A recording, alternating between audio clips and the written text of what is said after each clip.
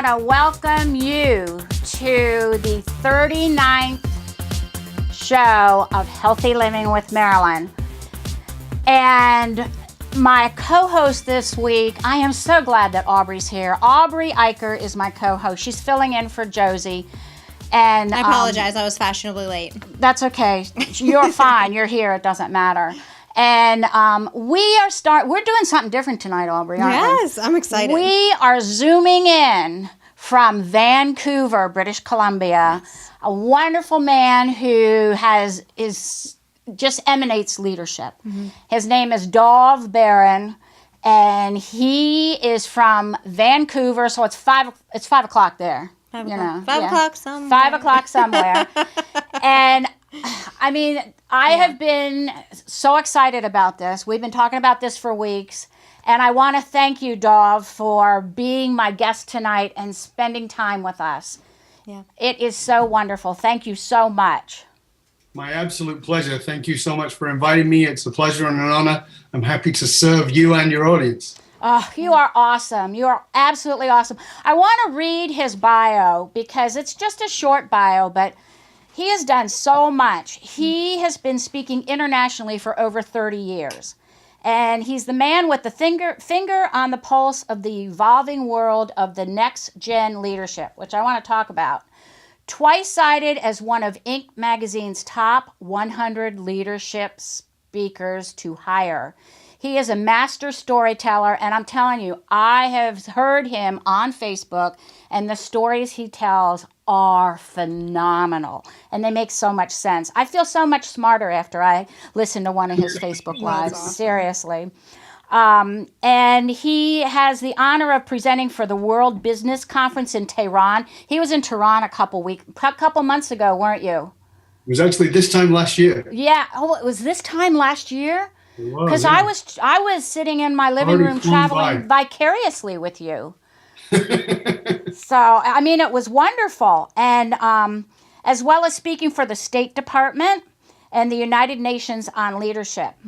He is considered by many as the leading authority on authentic leadership and the founder of Full Monty Leadership and the Authentic Speaker Academy for Leadership.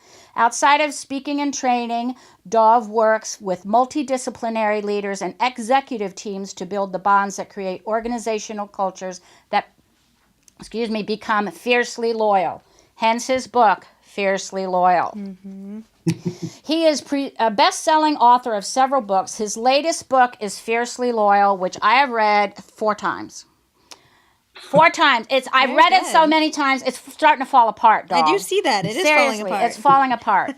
That's a good sign. Yeah, it is a good sign. And he talks about how high-performing companies develop and retain top talent. He is the host of the national U.S. TV show Pursuing Deep Greatness with Dov Baron on Roku TV and the host of the #1 podcast for Fortune 500 listeners globally. Dov Baron's Leadership and Loyalty Show on iTunes. He also writes and has been featured in many industry magazines, including being featured on CNN, CBS Small Business, Pulse, SHRM, Yahoo Finance, Boston Globe, Business in Vancouver, USA Today, CEO, and Entrepreneur, amongst a plethora of others. Thank you so much, Dov, for being with us tonight. This is such an honor for me. I mean, I've been looking forward to this for quite some time. Very kind. Thank you. So, I talked to Michelle, who's your wonderful virtual assistant, and there's a couple questions that I wanted to delve into. Sure. One that I wanted, when I was reading your book again today, now I don't do the Evelyn Wood speed reading, but I was reading through it and touching things that were interesting me. What is a CRO, and how can they help in a business? It's a great question. Often we get titles like CEO, CFO, CMO, CIO, and all these C something, which means, chief, right? And most people are chief meddlers. But what's needed, in fact, in any organization, whether you are the CEO or whether you are the janitor, is to take on the title, not to wait for it to be given, but to become the CRO, the Chief Relationship Officer. All business is relationship based. You're sitting next to Aubrey. She's your trainer. That's right? Yep. Well, is she a trainer, or do you have a relationship with her by which she facilitates being your trainer? So everything is relationship based. And this is what we forget, that business is actually relationship based. And the better we become at relationships and we take on the responsibility to building relationships in our business, with our teams, with the people that we serve, with our customers, the stronger the business gets, the more loyal the people become, and the better we can serve. Doesn't that also have to do with the friends that you have? Not so much of a CRO, but the relationships you have with friends to keep them loyal with you as well? The fact of the matter is, I mean, there's an example, I know you've heard me say this before, there's an example that I like to give, and that is this. Right now, as you're watching this, as you're listening, as you're paying attention, in your mind, what I would like for you to do is to picture on one side of you a friend. And what I mean by a friend, I mean a dear, loyal, fierce friend, somebody who would be there through you for thick and thin, that you've known for, let's say, 2 to 5 years. You pick the date. Mm-hmm. Now, on the other side of you, I want you to imagine somebody who is an acquaintance that you've known exactly the same amount of time, or around the same amount of time. So on one side, you've got a fiercely loyal friend who would go to the ends of the world for you, and you've known for this period of time. And for about the same amount of time, you've got an acquaintance. What is the difference between those two people? You're closer to the one that you're really loyal to. Of course you are, but what makes you closer? That's why you call them a friend. What makes you closer? You spend time with them. You might spend an equal amount of time with the acquaintance. Commitment, loyalty. Those are all results. And by the way, I'm glad you're doing this. This is fabulous, because here's what it is. It's mutual. So reciprocal vulnerability. Ooh. The truth of the matter is, the person who is your dear, loyal friend, to use a Dovism, they know your shit and you know theirs. Yeah. And they're not using it against you. You share openly. Yeah. There's a mutual reciprocal vulnerability. But with an acquaintance, you don't have that. Right. So if you want to keep your friends, if you want to keep your employees, you want to keep your team, you want to keep your customers, then you have to have a level of reciprocal vulnerability. And as leaders, it is our responsibility to go first. So if I want you to be loyal to me and I'm the leader, I need to go first. I need to be vulnerable first. I need to lead the way. You also spoke one time as at vulnerability being showing strength. It is strength. Vulnerability is strength. Vulnerability, if you think about what it is, the reason we, particularly for those of us, certainly I am, over 45, we were told that vulnerability is... I'm way over 45. I'm working on it. Those of us who were older, we were trained that vulnerability is a weakness. Right, we were. We're not supposed to let anybody see that weakness. But in fact, to be vulnerable takes courage. Therefore, it's actually a strength. Now, please be clear for anybody watching and listening to this. When I talk about vulnerability, I'm not talking about emotional vomit. I'm not suggesting that you throw up all of your woes onto the next person next to you. That's not the case. We're talking about discerningly having emotional responsibility around what your vulnerability is. But when you do that, it's still, even when it's minor, it takes courage, particularly in a leadership environment, because you feel like, oh, I'm going to get crushed, or somebody's going to take advantage of it. That's the conditioning. It's not the truth.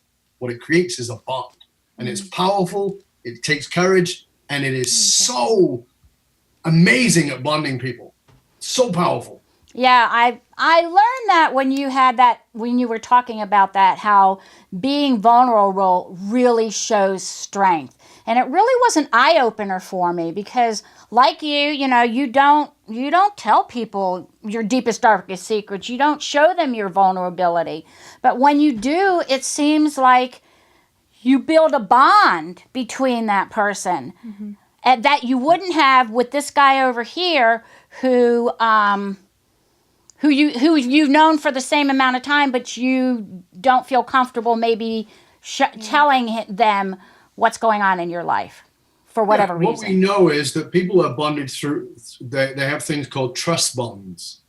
We as human beings build trust bonds, and trust bonds come about through mutual acts of courage. This is why military people refer to each other as brothers and sisters, because there's mutual acts of courage that they went through. But the mutual act of courage doesn't have to be a physical or life-threatening. It can be a psychological or emotional.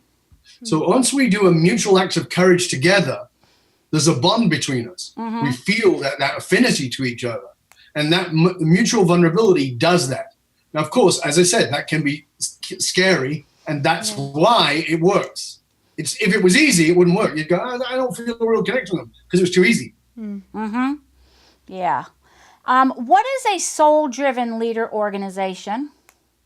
So that's a great question again. So when people hear the word soul, often they'll go to a religious connotation that's got nothing to do with religion. So I speak a lot about soul-driven organizations, soul-driven leaders, and that means being connected to something that we refer to as deep greatness. This thing within you that has allowed you to keep going. So if you are a human being, there's a pretty good chance, maybe your cat's watching, but if you're a human being, there's a pretty good chance that you've had a few knocks to the canvas. We've all had those, bam, and you go down. And my question is, what gets you up? Because here's the thing, you and I have all been through those things, and some people don't get up. Some people get knocked down 9 times and don't get up the 10th. Some people get knocked down 9,000 times and they'll get up again. So what is it that gets us up? It's that something within us, what I call that deep greatness. When we know what that is for us, so it's very subjective. When we know what that is for us, what it is that makes me get up, why I need to make a difference, why I'm here on the planet, why this knock to the canvas is not going to stop me, then I'm on point. Then I'm on purpose in everything that I'm doing. I'm fulfilling and healing what it is within my soul. And here's what's really beautiful about it. In the process of that, I get to facilitate that for others who need exactly the same thing. Yeah. That's beautiful. That is beautiful. Yeah. Thank you. Why do you believe that being soul-driven is now vital to leadership in business? That's a great question, because if you look at leadership these days, not talking about anybody in particular, Yeah. dirt in the eye, you'll notice that there's a lot of leadership that seems quite soulless and seems quite divisive and separating and anger and hate based, rather than being love and caring and compassionate based. So it's needed more than ever. There's many reasons for that. There's a rise of radical people who are certainly adversarial. But on the other side of it, we live in an increasingly smaller world. I was having this wonderful conversation last week with somebody, one of my clients that I mentor, who doesn't live here, lives actually in Australia. My clients are around the world. So I have clients in China, in Singapore, in Australia, in the UK, in the United States, in Canada. They're all over the world. And I was saying to him, if you really stop and think about it, we live in an incredibly beautiful age. And at the same time, it has its dichotomy. It has its polarity. We have these things. Yeah. And these things are amazing. They connect all of us in amazing ways. And yet so few of us are actually emotionally connected. We've got all the devices, but we've not got the emotional connection. But I said, but if you understand this, that this is a tool, it's not a replacement, but it's a tool, so something magical happens. And he said, what's that? I said, if somebody had told me, even as little as 15, 20 years ago, you can actually love somebody that you've never hugged, I would have told them they're an idiot. I've got many people in my life that I love, genuinely love, not romantically, but genuinely love, that I've never hugged. Yeah. People I've never met in person, but I love them. I mean, I have a brotherly relationship with them. I'm like a brother to them, or they're like a brother to me, or a sister to me. That love is there. We need to tap into that love that's accessible to us now through these amazing devices. Just think about what we're doing right now. I know. How amazing is this? It's This is beautiful. absolutely amazing. right? We get to do this and reach out and touch people across the world. So we need to be connected at a soulful level with who we are. Now, this is the key, at a soulful level with who we are. It's not about me finding out and trying to poke and prod you. I got to look at me first. Because in doing that, remember, leaders go first. In doing that, looking at me first, I make it. So it's like, yes, I can see that in you. I want to go there. Because leaders go first. Right. Leaders have to lead the way. Yeah. Leaders go first.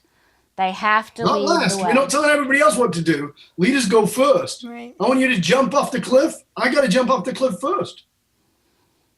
Right. Absolutely.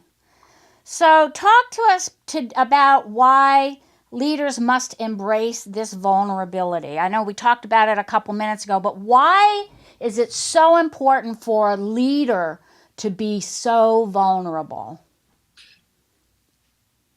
The time we live in, the largest workforce as of 2015 are millennials. We already have Gen Z coming up. Gen Z are already 17 years old. Do you realize that? We're doing all this talk about millennials, and we haven't realized the next generation of the workforce is already in motion. They're 17 years old at their oldest. So millennials are in the workforce, and they're already leaders. The oldest of the millennials is 38 this year. Yeah. 38 years old. We're like, I thought millennials were kids. No, they're workers. Now, here's what's really interesting about it. Millennials want to work for people who are heart and soul connected. They want to be part of an organization that is about something bigger. Yeah. They want to be involved in something bigger. If we don't have that with ourselves, we can't keep them. And one of the things about that is, and one of the things I absolutely love about millennials, is they're not willing to wear the uniform. And by that, I don't just mean the suit and tie, although that's also true, but they're not willing to step into the same old rules. They're breaking the rules. I love millennials, by the way, because I think they're baby boomers with balls. Well, there you go, because she's a millennial. I guess I fall into that kind because of I remember that in the late 60s, early 70s, when I was a kid, I remember the hippies talking about, I'm never going to work for the man. They are the man now. Yeah. Okay, they is the man. They stopped dropping acid. They cut their hair. They took the cowbells off, and they're now the man driving the Porsche. Right. Okay? Right. Millennials are saying, I'm not going to work for the man because they've created better options, and good for them. And so boomers had to adapt to the world as it was. Millennials have created a brand new world, and we, the baby boomers and the Gen Xers, have to change to them. And they want real connection. They want to be led by people who are real. So here's the other part of that, and this is why this is important in the context of your question. In the world that I came from in my generation, the generation above mentored us. We looked up at them and they were like, oh, you've got 40 years experience. Could you mentor me? Right. And we were picked and it was wonderful and we got that. And sometimes it wasn't so wonderful because you didn't get it. Millennials don't accept that. Millennials understand this. They want to be mentored by you. They actually appreciate your experience, but they want to be able to mentor you. It has to work both ways. I've got millennials on my team who are teaching me stuff every single day. And I can teach them things. It's reciprocal. So it's reciprocal respect, reciprocal vulnerability, and reciprocal leadership. This is why we've got to get soulful. We've got to be connected. If you really want millennials to stay with you, want to stay loyal with you, you've got to equalize the playing field. And it doesn't mean that your time is, your experience is downplayed. It's not. It means look at them as an equal. Now, when I say equal, understand, it doesn't mean that you've got 40 years experience and they got 3 months and that way they're equal. No, you obviously don't have equal in experience, but what they have to offer is as valuable as what you have to offer. And that's powerful. That is powerful. Because I'm a baby boomer. She's a millennial. And we have definitely benefited from each other. And we have benefited from each other. And we are really cultivating that bond that we have. right? Yeah, yeah. I've seen it multiple times with my clients because I'm usually the younger one. And I have a lot of baby boomers, like, 50s, 60s, 70-year-olds, late 70s, that, I glean, so much wisdom and everything from. And they glean a lot of things from me, too. Thoughts, just different things and thought processes and creativity, energy. You're absolutely right, amazing. Aubrey. I mean, aside from the obvious answer, which is energy, because you're younger, but there's also perspective. And this is vitally important. There's things that I can offer a millennial because of my age that a millennial doesn't have because they've not been on the planet as long as me. But there's things they can offer me that I would never have considered. And I go, oh my goodness, you're so right. You see, in our world, Seth Godin talked about this, the 10,000 hours to be an expert. Right. Ask a millennial if they believe that. They don't believe that. That's bullshit. Yep. It's total bullshit because for a millennial, they learn faster than we do. Right. When I was a kid, if I was in the bedroom and I had the record player on, I would get in trouble for being distracted while supposed to be doing homework.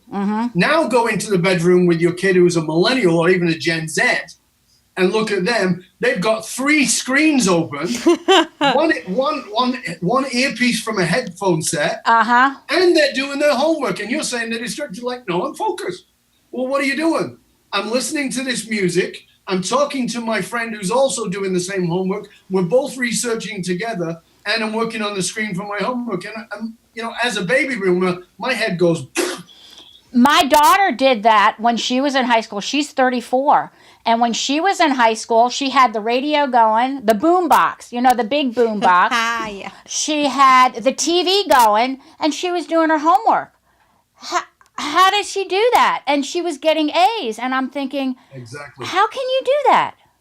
That's crazy. This is the point. So the learning process, and so the brain is an incredibly adaptive thing. This is one of the things we've not grasped fully. The brain has an amazing plasticity. It adapts constantly. And we tend to look at the world through our own lenses. So when I go in and work with CEOs and corporations, they'll say to me things like, millennials are entitled little shits. And they'll say all these disparaging things. And I say, you know what the problem is? And they go, what? I say, you're looking through baby boomer lenses. And they go, what do you mean?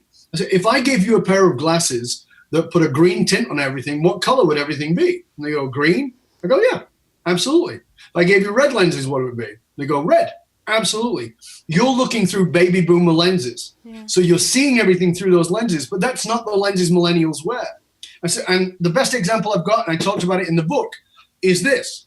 If you think millennials are entitled, do a survey, do the research. You don't even have to do a survey yourself. There's plenty of research out there. And find out how many hours a millennial volunteers, how many hours a millennial puts into projects that they don't get paid for, and then ask how many hours a baby boomer or even a Gen Xer does. And guess what?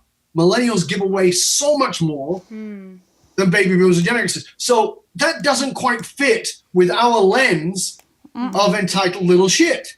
Because entitled little shit would be, it's all about me. Well, how come you're doing this thing because millennials are driven to be part of a community and to serve and collaborate with that community. So this is why they operate in a vastly different way. We have to shift our lenses. Take your limited lenses of baby boomer off and look at a millennial for the strengths they have, not the weaknesses they have by comparing them to you. Right. Absolutely. I have to remember to look at younger people through a different lens because sometimes I think, why did they do that? And they think different. It's like their brains are wired a different way than mine is. I guess it's because of the way I was brought up versus the way they were brought up. Exactly. So again, remembering that the brain is plastic. It moves and it adapts. So if you were brought up, when I was a kid, there were originally, when I was young, there were 2 TV channels, then it became 3. That was your options. Now there's thousands. I know. Now there's all these multiple screens. So the learning process is vastly different for a millennial and a Gen Z. By the way, Gen Z are going to make millennials look like slow learners. Really? I mean, these 17-year-old kids? The I'm sorry? The 17-year-old kids? 17 and younger, yeah. They're already changing the way we're doing business. They're already changing the way we're doing business. That's incredible. You just can't do things the way you did them. The attention span is much, much shorter, and you have to give quality and value super fast. So like they're on the super fast highway now. They're on a super fast highway, and they learn faster. They're learning much, much quicker. They'll come up with a question quicker. They're not willing to wait to the end. They're like, well, hold on a minute. Why do we have to go through 3 days of this? Hold on a second. How can I get this in an hour? You're like, what? This is a 5-day training. You want it in an hour? Well, you can't get it in 5 days. Yes, you can. You don't get the meat of it, but you can get the gist of it. And then what will happen is a millennial will go away and do some of their own research. And then they'll come back to you and go, okay, how do I deepen this? Wow. That is incredible. That really is. Please, you have this, you're the founder of Full Monty Leadership. Can you explain the Full Monty Leadership business that you have to help enlighten people? I love this. I love this Full Monty Leadership. It's so cool. Thank you. You did see the movie Full Monty, I'm assuming? Yeah. Did you see it, Aubrey? I don't believe so, but I'm not the person to ask about movies. Oh, really? Okay. Well, it was this wonderful English movie about a bunch of guys who lived in a town that was in economic devastation due to the shutting down of the industry that was local. And these guys were all broke and had no money. And what happened was the Chippendales came to town, or not, they weren't called the Chippendales in the movie, but that kind of thing. They came to town and all the women gathered around to see them, of course, these young, hot guys, and they threw money at them. And these older guys who were like, 40 plus years old and in bad shape went, that's a way to make money. We could do that. So they decided that they'd become strippers. The fact that none of them had a decent build, the fact that only one of them could dance was really besides the point. These guys should never have taken their clothes off. But they decided that's what they're going to do. However, and this is a marketing thing for people to understand too. However, they were realizing nobody was showing up. So they went, well, what's the point of difference? What don't they do that we can do? And the Chippendales kept their undies on. And they decided that they would go full Monty. They would take it all off. They would reveal everything. And that revealing everything made them massively famous, and they became very successful.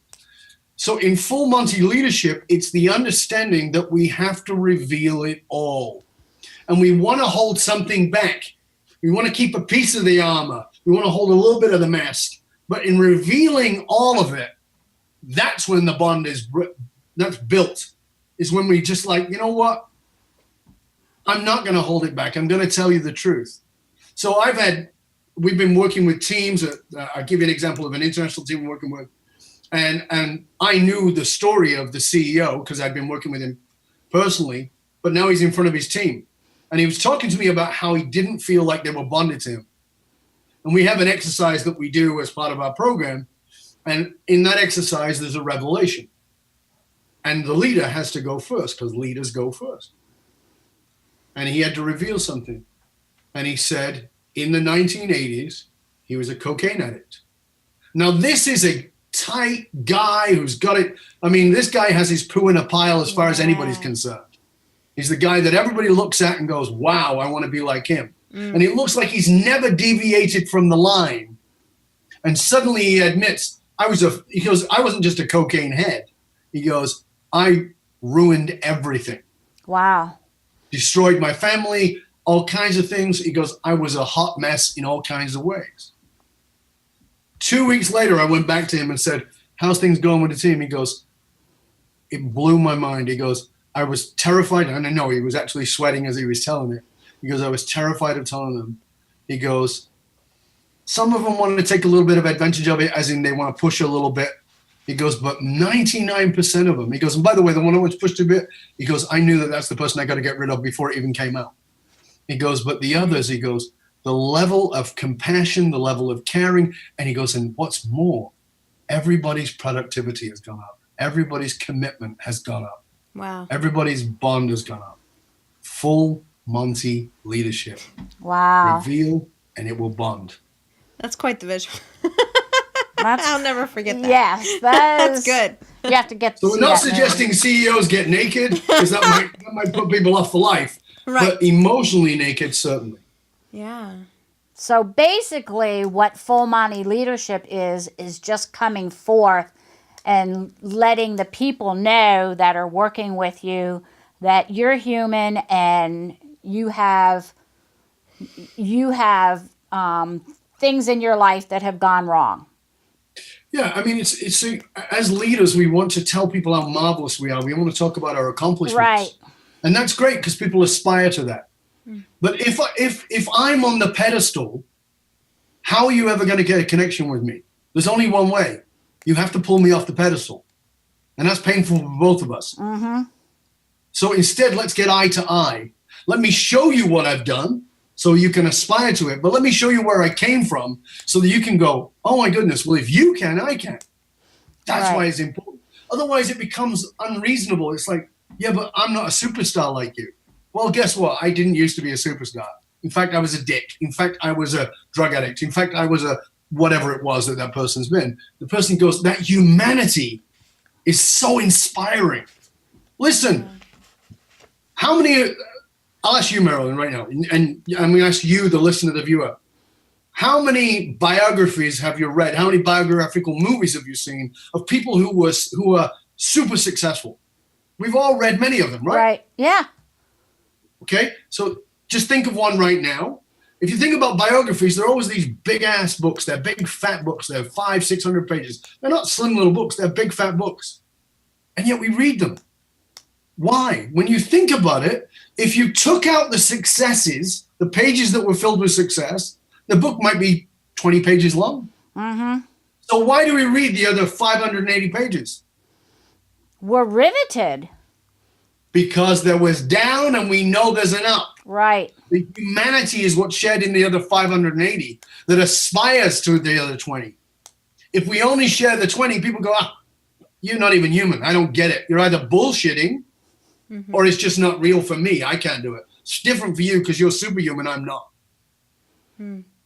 So in that revelation gives people the inspiration. I can come back from this. Whatever this is. So when you're in a leadership position, it's really best to come be transparent and say, show your humanity. Right. And because I've done that before. I've even done that on the show. And I have, haven't I? Yes, you certainly have. I have an eating disorder, and I've brought myself up from that. And and people say, oh my goodness, Marilyn, I have an eating disorder too. And I did it because I wanted people to know, yeah, I've had successes, but I've been down in the dumps too. I've had that black time, that dark time in my life where I've been through difficult times. I went through a divorce. That was tough. That was really, really tough. And I went through a dark period with that. So I have talked about those things because I know that my viewers, all my viewers out there, a lot of them have gone through that, and they'll say, geez, I've had that issue too, or I've gone through that. Right. And then they can look at you as a leader and say, okay, well, if you can come through it, it gives them a sense of hope that they can too. Because there are people who are that you're leading, whether they're watching or whatever it is, that you're leading, who are going to go, I've not been through that, but I've been through something else. And they can align that. There are people who've been through something similar to you. You know, they had an eating disorder, you had and they're working through it, and they go, oh, this is great, because now I know somebody else has gone through that too. And there are other people who it's in the back of their mind. They're not fully willing to admit it. They're not going to come forward and say, oh, me too. They're just going to take that and go, I have to think about this now. And you've awakened something in them. Yeah. And that's vital. That's what changes everything. You know, it's nice to see somebody go through a miraculous change. I love that as a change agent. When somebody who works in leadership, it's fabulous when people come and say, oh, it's changed my life. Of course, it feels great. But the truth of the matter is, real impact is on people who will never know your name. People who will never remember your name.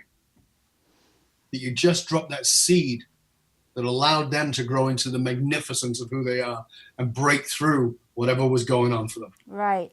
Aubrey has helped me. One day I woke up because I've been struggling with my weight big time and taking time to exercise. And I woke up one day and my intuition says, Marilyn, you can't do this by yourself.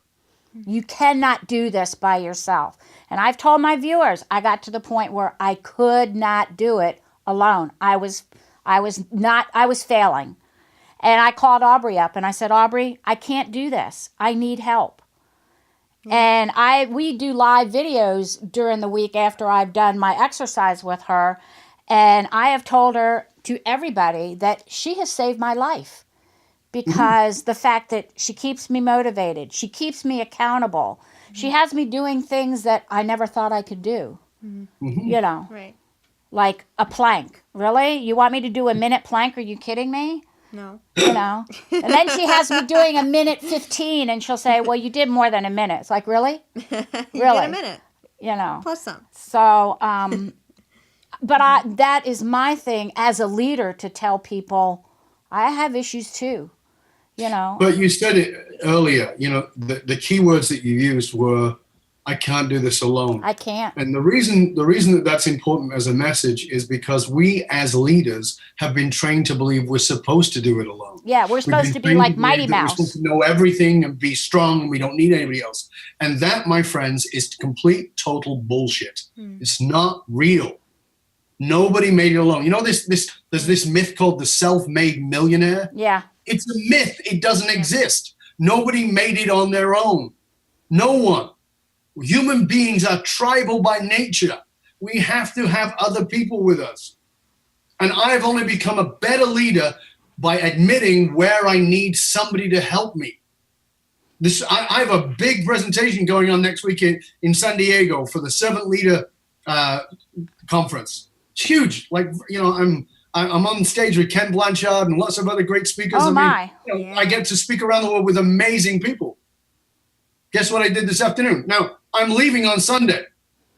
Today, as we record this, it's Thursday. Right. So guess what I do? Today, I send a message to a very good friend of mine who's another very high-level speaker, and I say, you know what? I'm struggling with this piece. Can you help me? Yeah. He Right. goes, sure, send me a deck. I send him my deck. He sends back the thing. And I go, thank you. That's what I needed. I needed perspective. We got to be big enough to admit our smallness. Do you get that? Yeah. We've got to be big enough to admit our smallness. We've got to be great enough to admit when we don't feel great so that we can step fully into our greatness. And what that means is this. Part of the lie that you've been told is that as a leader, you're not allowed to feel. But real leaders are real feelers. You've got to stay connected to your emotion. You've got to listen to it. It's not always letting it rule, but listen to your heart and your soul that cries out and get your ego off to the side. You need part of it as part of a leader. It's not a bad thing, but you can't let it drive the bus. At best, it gets to be in the navigational position. At best. And sometimes you have to lock it in the freaking trunk because it's a noisy bastard who's going to interfere with everything. Truly. But you've got to take the lead. You've got to let your heart and your soul lead because that's what we need today. Right. That's good stuff. That is. Let's see. Oh, you're doing some online courses now. Are you Yes. starting some We're building online more courses and more of now? those. What are they? We have one that's Dov? available right now on Teachable. You can go to Teachable. You can actually just go to my Facebook page, Dov Baron Leadership. If you go to Dov Baron Leadership there, you'll find out about the course. It's Authentic Leadership in Action. And the reason it's called Authentic Leadership in Action is because I think you know, Marilyn, but I have a leadership self-assessment tool called the Matrix. You can find it, by the way, took it. you can find it as a gift at matrix.fullmontyleadership.com. You don't need the triple W's, just matrix like the movie, .fullmontyleadership.com. And if you go there, you get to self-assess yourself in the 5 areas of leadership.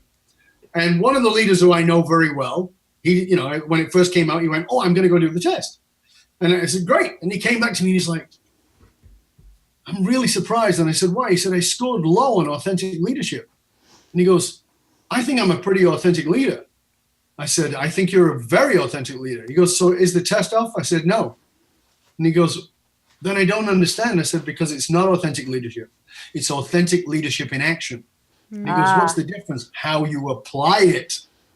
What's going on in here versus what goes on. When you deal with the emotional intelligence section of that assessment, many people are like, well, I think I'm very emotionally intelligent. How come I scored low? Because it's putting it in action. So it's authentic leadership in action. So that is what the course is. It's authentic leadership in action. It walks you through how to actually put it in action. That's what's vital for us. That's the first of 5 courses that are coming through.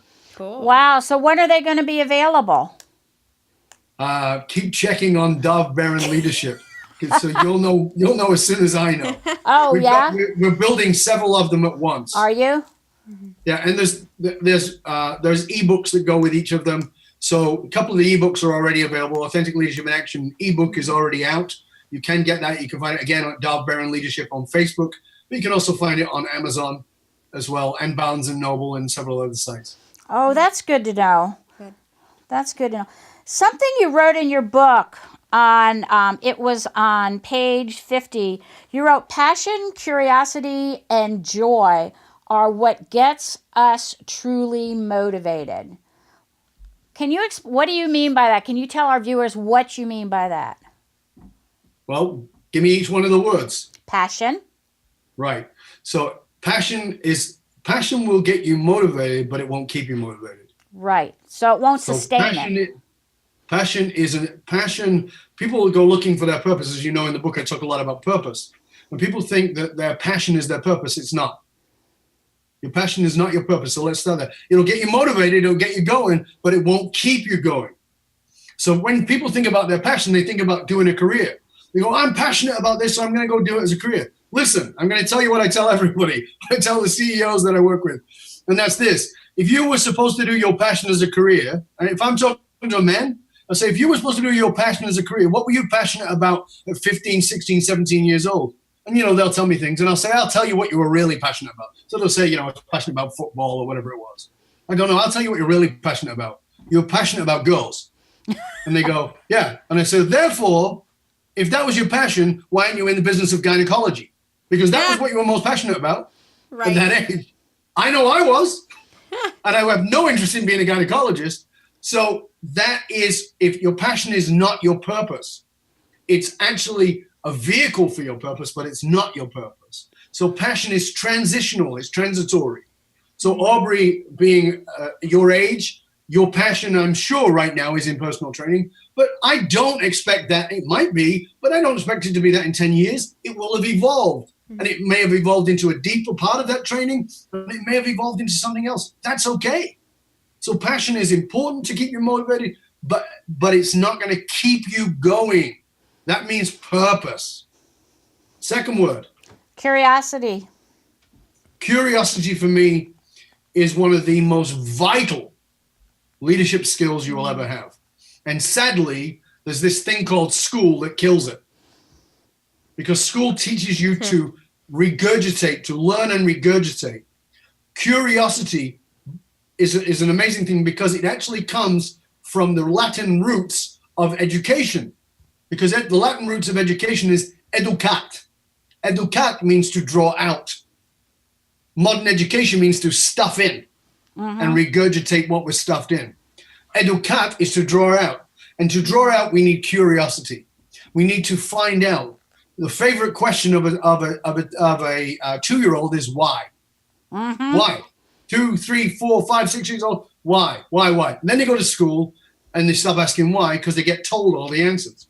Curiosity. Every great leader is fiercely curious. If you look at any great leader, they're saying, well, how can we do it better? Why are we doing it this way? What's a better way for us to do it? Elon Musk, I will crown as the king of curiosity. Why can't we take a rocket off and bring it back? Nobody ever thought of that.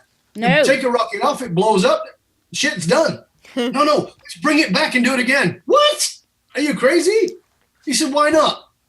Why not? Why can't we do that? Why can't we move to Mars? Why can't we launch a convertible into space? Why can't we create solar power that is as thin as paper? Why can't we do that? That curiosity is what changes the world. Think of every great inventor, every great leader, not just inventor, but leader, said, why does it have to be this way? Why can't we do something else? Martin Luther King, fiercely curious. The I have a dream speech could have easily been, I have a curiosity. I have a curiosity. How do we make it so that every child stands equal? Right. We need curiosity. We need to embrace curiosity. I want to be more curious, not less. More curious, right. And every time you finish one of your Facebook lives, you end up with stay curious, my friends. My friends. Stay curious. Yep. Every time. And it gets me thinking.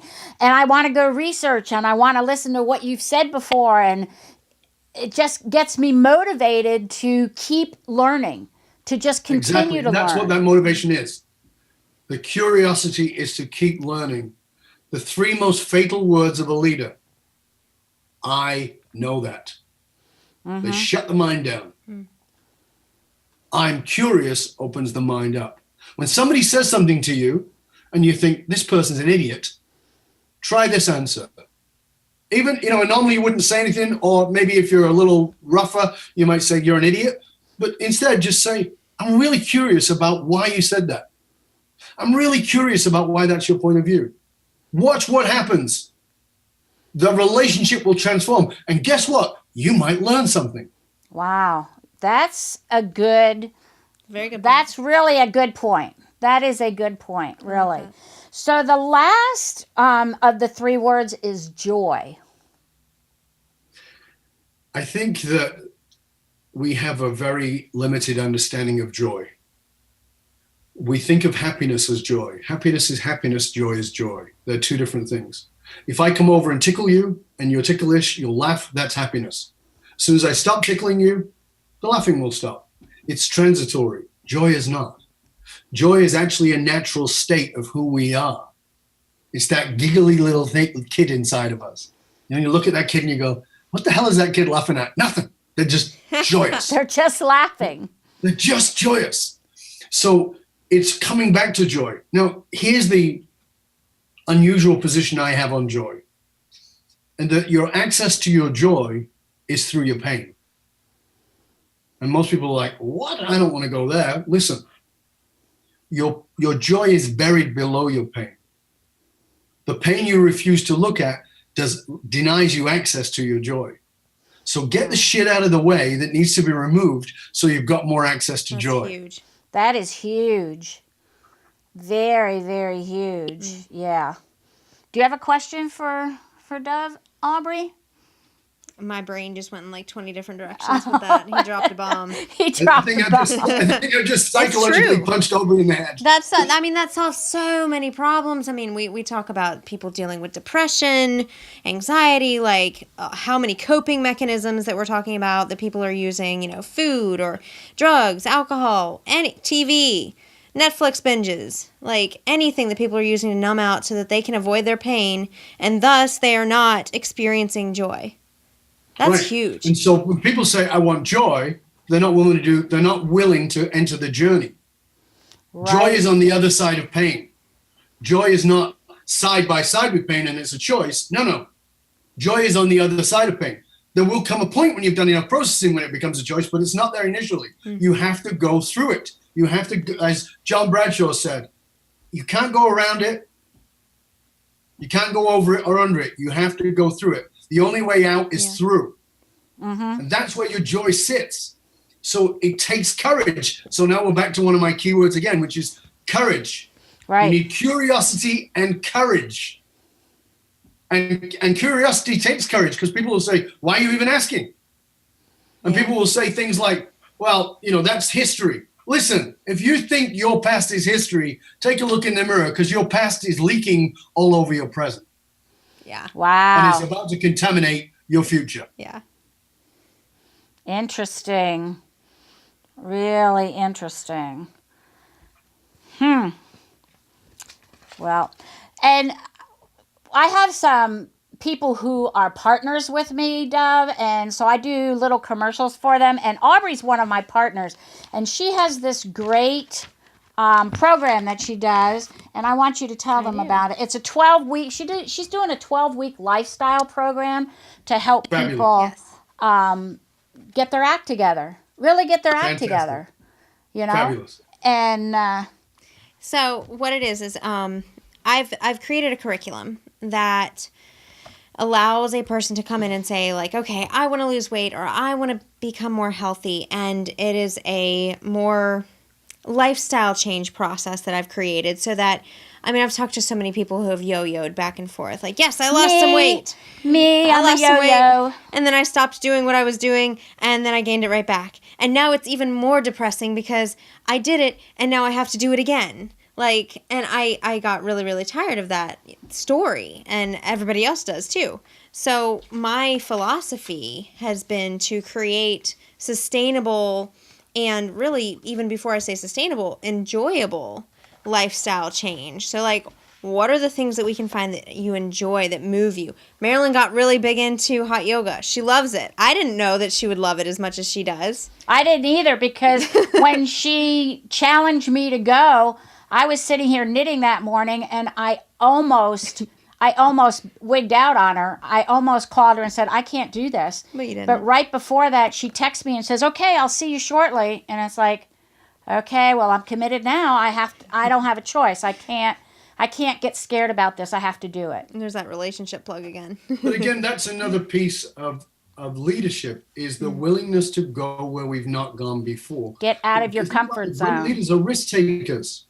Yeah. So you got to be willing to go where you're not comfortable. Your greatness, and one of my statements around deep greatness is your greatness does not exist in your comfort zone. Your greatness does not exist in the familiar. Your greatness exists in the unfamiliar. So if it's freaking hot yoga and you go like, what the hell, that's got nothing to do with me, maybe it does. Maybe it doesn't, but you got to be curious enough to find out. Yeah. I was. And that's fabulous. That's wonderful. And that's where the transformation takes place, because as Aubrey was just saying, that willingness to try something new then becomes part of a joyous lifestyle, as opposed to, oh shit, I got to do this because I want to fit in the red dress. No. Forget the red dress. I want to live well. That's why I'm going to do this, because I want to be able to walk on the beach and enjoy it. Because I want to walk with my beloved down the street and enjoy my walk as I walk through the streets of Florence. Yes, that's why I'm doing it. Not because I want to fit into a red dress, which is done on one night. Who cares? Yeah. Right. And it's true. It's wonderful.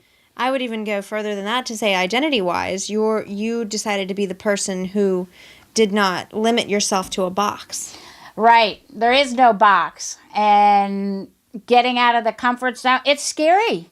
It's scary, Dove, to get out of the comfort zone. But once you dip your toe in it, once you dip your toe in it, it's amazing. But I think the important thing for people to realize is that, you know, it sounds cliche to say change is hard. And so I want to have people understand the reason change is hard. It is hard. And the reason it's hard is not because it's actually hard. Change is not that hard at all. What's hard is to shift your identity.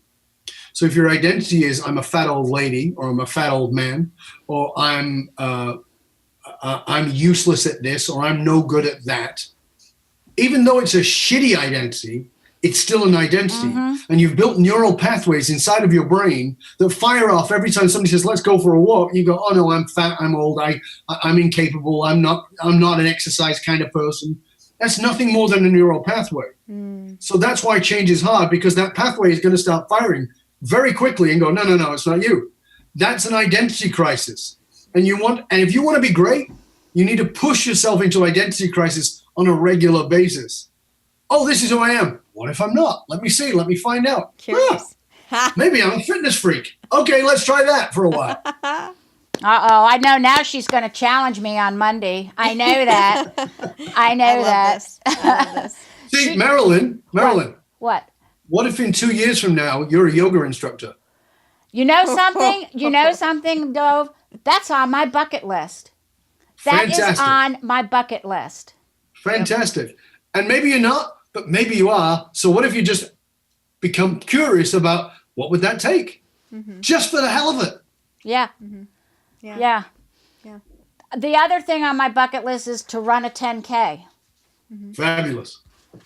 I'm not a runner, That'll be but I've been, she and I walked. One day we walked in 23-degree weather. It was cold. It was really, really cold. Talk about busting a move. I was frozen when I got back. She looked at me and she says, Marilyn, your nose is so red. I said, my nose is frozen. It's not going anywhere. I was so cold.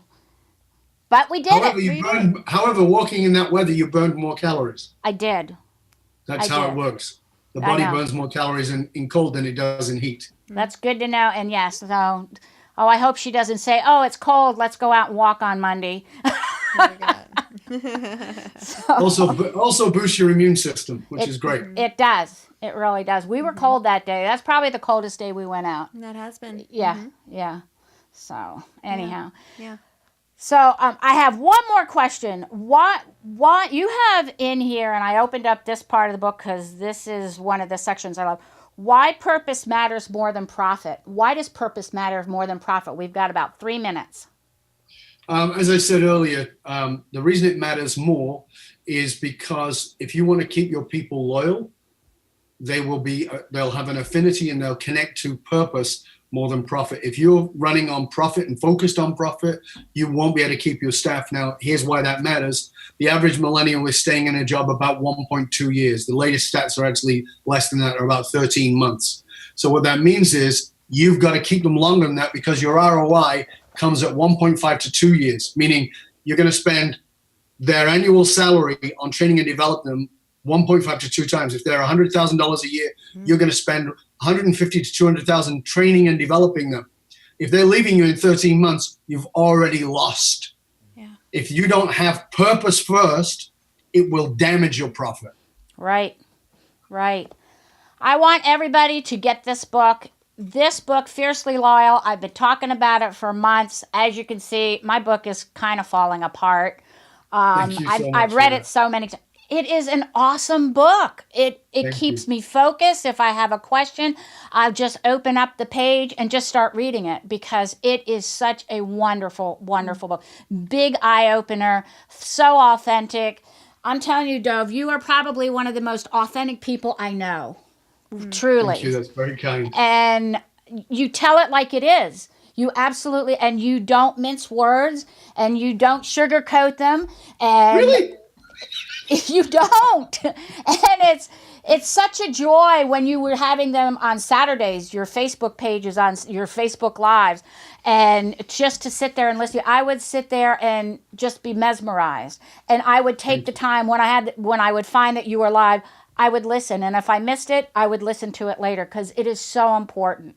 So important. So if you want to check out his Facebook business, what's your business page again? Dov Baron Leadership. Dov Baron Leadership. DOVBARON and the word leadership. You just put that in the search at Facebook. That'll take you right to the page. Yeah. And you can also watch all those previous editions of the Facebook Live. They're all there for you. Right. And he also has things posted on there on the radio interviews that you do with people. I don't do Roku, but my son does Roku. Next time I go out and see him, I'll have to check your Roku out, or I'm just going to have to get Roku to see how that works. But thank you. I want to thank you. Aubrey and I feel so blessed to have had you on the show tonight, and it's been amazing. It's been absolutely amazing to have you and have you on our show. I really, really appreciate you taking the time to be on Healthy Living with Marilyn tonight. And thank you, Marilyn. I really appreciate it. And I want to thank you too, Aubrey. It's been a gift. And I want to say this, if you're watching live, or even if you're going to watch this as a recording, feel free to reach out to me because, one of the things for me is information is worth the hole in the donut. Transformation takes place when there's application. So I want you to tell me what you got out of this program. Tell Marilyn, tell us both. And what you're going to do with it, because that's what really matters. Tell us what you got and what you're going to do with it, because it's not just my time. Marilyn and Aubrey have gifted their time to you as well. So please, Marilyn puts the time and the energy and the effort to this. Get back to her and let her know that you appreciate her doing this, not just with me, but with anybody, with her time. Let her know it's important. Thank you, Dov. We love you. Thank you so much. Be amazing, everybody, and we'll see you next week. Thank you so much. Stay curious, my friends. Stay Bye-bye. curious. Stay curious. Definitely.